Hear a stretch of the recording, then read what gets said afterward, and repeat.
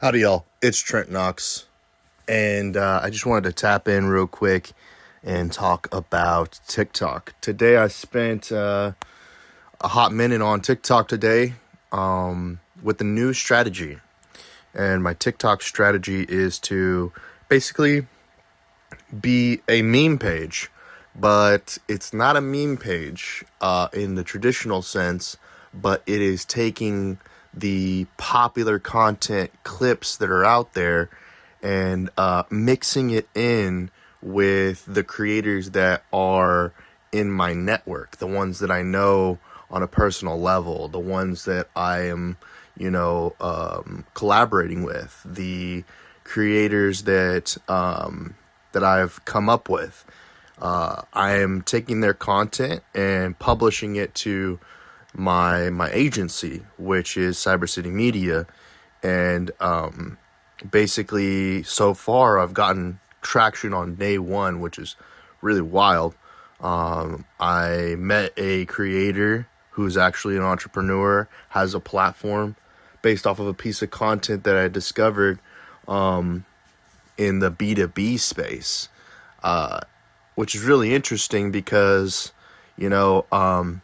B2B is what I thrive on LinkedIn with.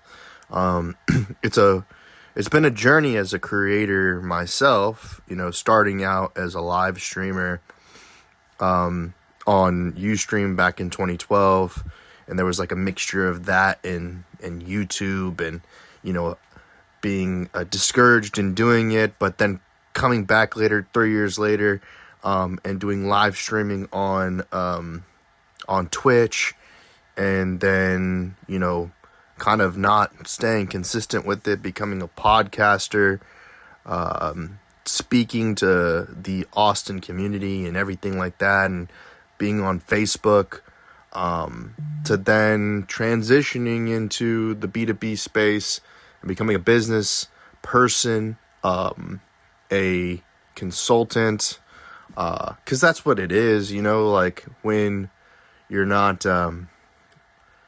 clicking away or clacking away as an employee on a project or whatever that it is inside of an office space, or maybe it's remote or whatever it is. Like when you're not on a massive team and you're on your own, and you're in a small team or with some founders in a startup, that's, you gravitate towards the LinkedIn platform. At least that's what happened with me, because I transitioned the content that it was B2B from Facebook to LinkedIn, because I was like, this has got to be a better audience for it. And I was ultimately right.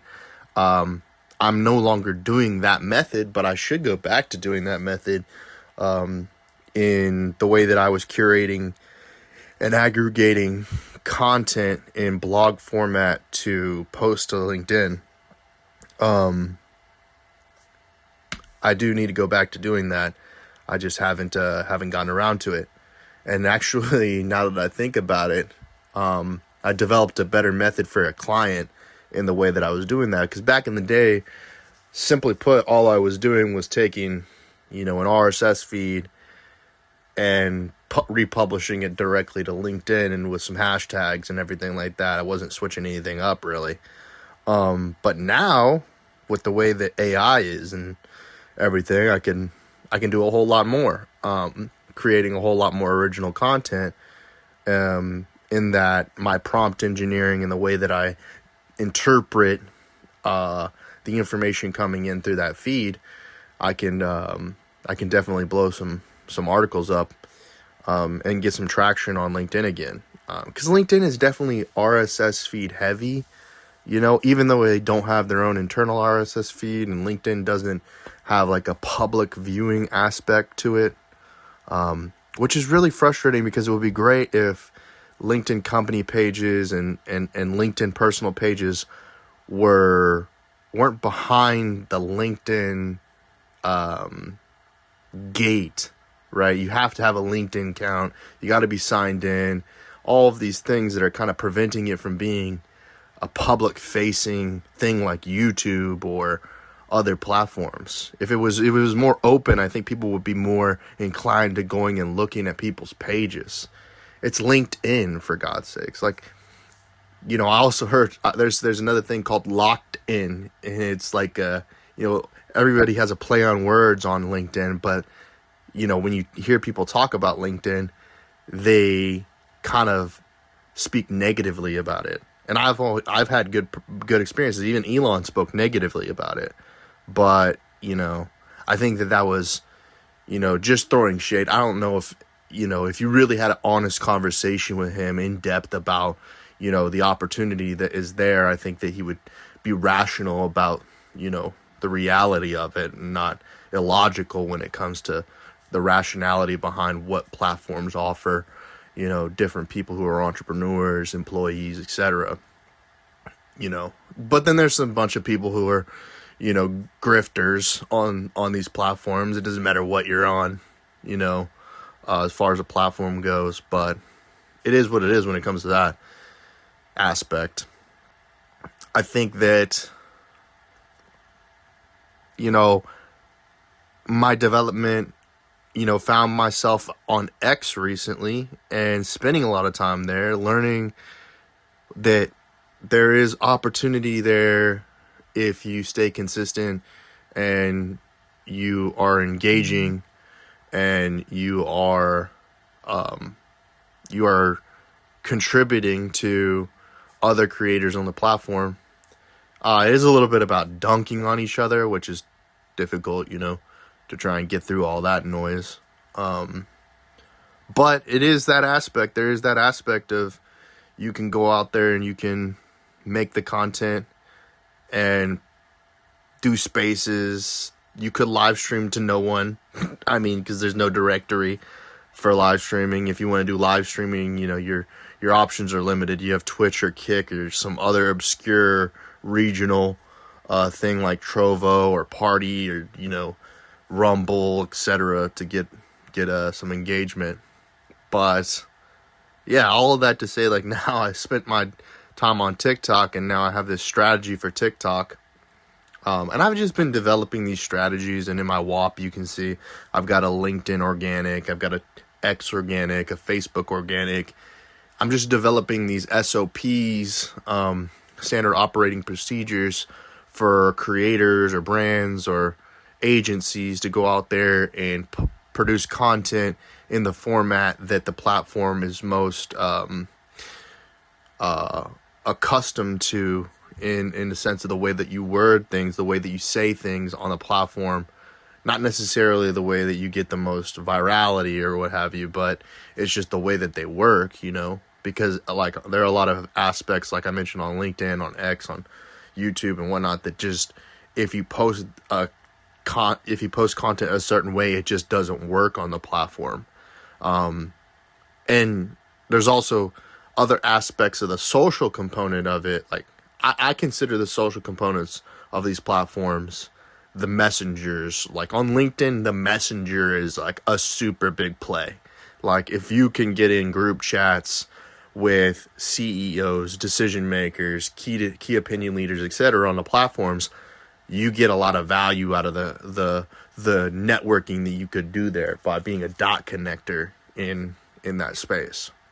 And so like you just connect these different people, and then you see the value that you get by commissions, by opportunities on sponsorships, these different aspects of connection. And that's where, to do the weave or whatever we're calling these days, to go on tangents. But that's the thing about X, is like X is not like a B2B space.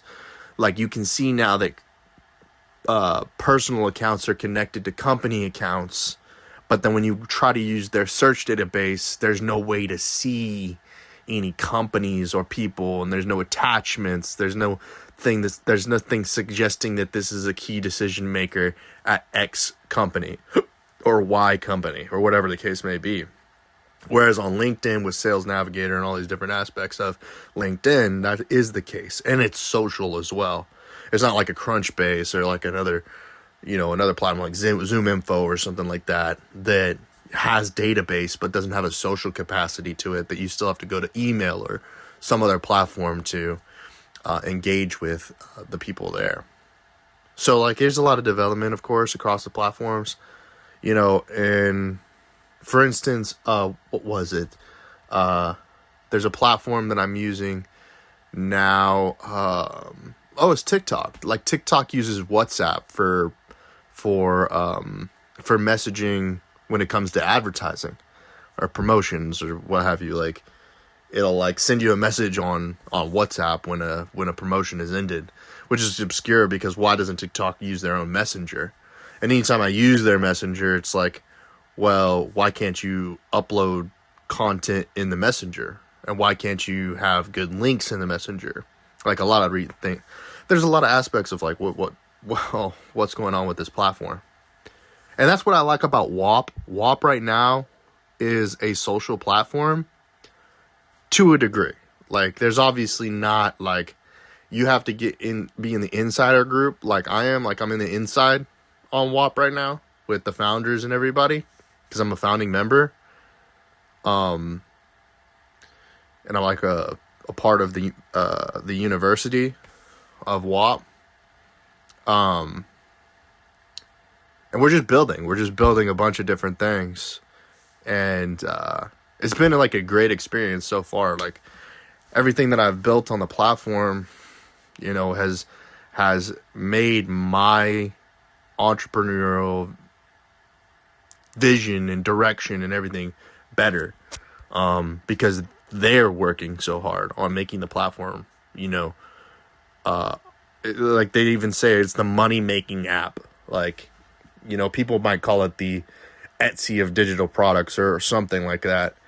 But really it's when you look at it on the iOS app store, it's the money making app, right? So it's all these different things. It's an app to sell apps. It's an app marketplace. It's a lot of things.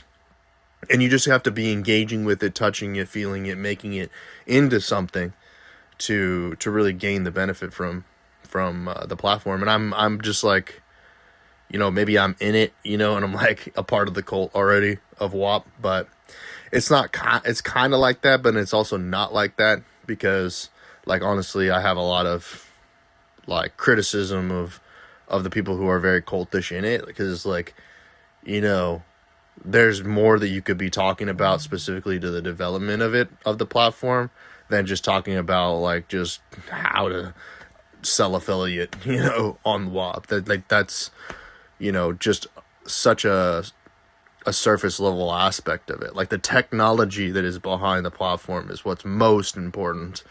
I think that some people get lost in that aspect because they think, well, they could do it a different way, or they get stuck in maybe they don't have an offer particularly themselves or a niche themselves that compels them to drive their business forward. So then they look at the hive mentality or getting caught up into the trends of it all, like whether it be sports betting or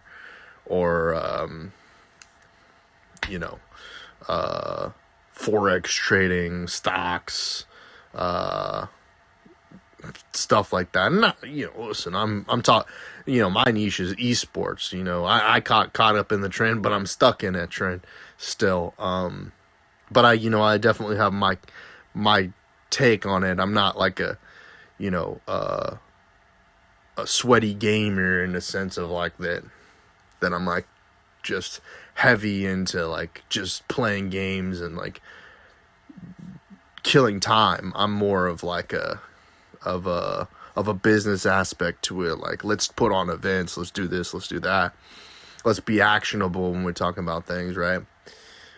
And so that's just where I'm at. So that's why I talk about this in this capacity. It's from my experience, comes from like the gaming, streaming, Twitch, etc. But like when it comes to visualizing entrepreneurship, venture capitalism, and being in the forefront of ideas, AI, these things, I'm very business focused, and I guess that's a trope too. But that's just life. I guess is life in being in this reality of this time period and being human now. But who knows what the future holds. But I definitely wanted to jump on here and just talk about my experience with TikTok and everything like that.